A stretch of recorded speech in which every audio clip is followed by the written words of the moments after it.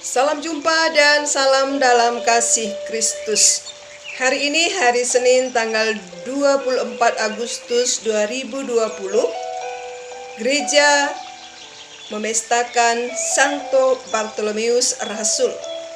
Bacaan Injil diambil dari Injil Yohanes bab 1 ayat 45 sampai ayat 51. Filipus bertemu dengan Nathanael dan berkata kepadanya, "Kami telah menemukan Dia yang disebut oleh Musa dalam kitab Taurat dan oleh para nabi, yaitu Yesus anak Yusuf dari Nazaret." Kata Nathanael kepadanya, "Mungkinkah sesuatu yang baik datang dari Nazaret?" Kata Filipus kepadanya, "Mari dan lihatlah." Yesus melihat Nathanael datang kepadanya lalu berkata tentang dia, "Lihat, inilah seorang Israel sejati, tidak ada kepalsuan di dalamnya." Kata Nathanael kepadanya, "Bagaimana engkau mengenal aku?" Jawab Yesus kepadanya, "Sebelum Filipus memanggil engkau, aku telah melihat engkau di bawah pohon ara." Kata Nathanael kepadanya, "Rabi, engkau anak Allah, engkau raja orang Israel." Yesus menjawab katanya, "Karena aku berkata kepadamu, aku melihat engkau di bawah pohon ara, maka engkau percaya? Engkau akan melihat hal-hal yang lebih besar daripada itu." Lalu kata Yesus kepadanya, "Aku berkata kepadamu, sesungguhnya engkau akan melihat langit terbuka dan malaikat-malaikat Allah turun naik kepada Anak Manusia." Demikianlah sabda Tuhan. Saudara-saudari yang dikasihi oleh Tuhan, penilaian orang lain sering menjadi teramat penting dan seakan turut menentukan nilai diri kita. Secara tidak langsung, cara pandang seperti ini akan mendorong kita menjadi orang yang lebih mementingkan apa yang nampak di luar, seperti penampilan dan cara kita berbicara demi mendapatkan image yang kita inginkan. Kita menjadi pribadi yang sangat peduli dengan apa kata orang. Kita merasa oke ketika orang berkata kamu hebat, baik hati, dan berbagai pujian lainnya.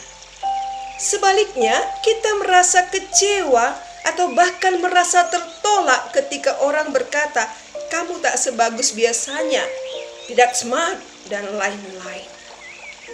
Sikap demikian barangkali juga terjadi dalam hidup beriman kita, entah disadari atau tidak. Kita rajin ke gereja agar dinilai sebagai orang yang saleh, namun doa-doa yang kita panjatkan tak lebih dari sekedar untaian kalimat-kalimat indah tanpa ada iman di dalamnya. Seperti sebuah lagu yang berbunyi, "Banyak orang selalu berdoa, namun hatinya hampa. Banyak orang memuji Allah, namun hatinya marah." Banyak orang berdoa, tapi hati hampa. Banyak orang memuji Allah, namun hatinya marah. Saudara-saudari yang dikasihi Tuhan, dalam bacaan Injil yang kita dengar ketika Filipus bertemu dengan Nathanael dan berkata kepadanya, "Kami telah menemukan Dia, yaitu Yesus anak Yusuf dari Nazaret." Nathanael menjawab, "Mungkinkah sesuatu yang baik datang dari Nazaret?" Kata Filipus kepadanya, "Mari dan lihatlah."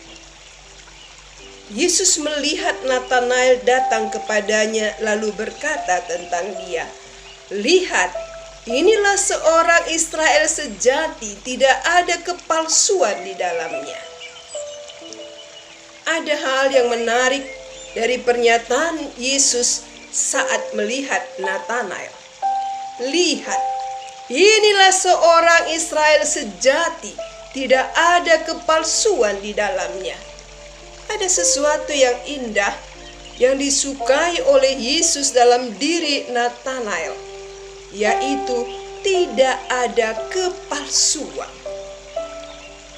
Tidak ada kepalsuan berarti tulus hati, tidak munafik, tidak bermuka dua katanya di zaman sekarang. Ini berarti yang ada pada diri Natanael yaitu perbuatan, tutur kata, hati dan pikirannya yang tulus, apa adanya. Apa yang nampak di permukaan merupakan cerminan dari apa yang ada di dalam dirinya tanpa kepura-puraan. Saudara-saudari yang terkasih, ketulusan Natanael ini berkebalikan dengan keadaan bangsa Israel pada zaman itu. Terutama para ahli Taurat dan kaum Farisi yang hanya mementingkan hal-hal lahiriah. Di tengah kondisi bangsa Israel yang seperti itu, tak heran bila Yesus menyebut Natanael sebagai Israel sejati. Sebagus apapun seseorang di mata manusia, nilai seseorang tidak ditentukan oleh apa yang nampak di luar, sebab mata Tuhan menembus jauh hingga ke dasar hati. Saudara-saudari yang dikasihi Tuhan, pernyataan Yesus ini menjadi sebuah peringatan bagi diri kita. Salah satu penyebab kita sulit percaya pada Tuhan adalah karena kita belum sungguh-sungguh tulus dan murni di hadapan Tuhan. Natanael memberi contoh bagaimana orang yang tanpa kepalsuan akan mudah mempercayai Tuhan sebab hatinya tulus dan murni. Lalu bagaimana dengan hati kita? Sudahkah kita tulus atau masih dominan dikuasai oleh kepura-puraan, kepalsuan dan kemunafikan?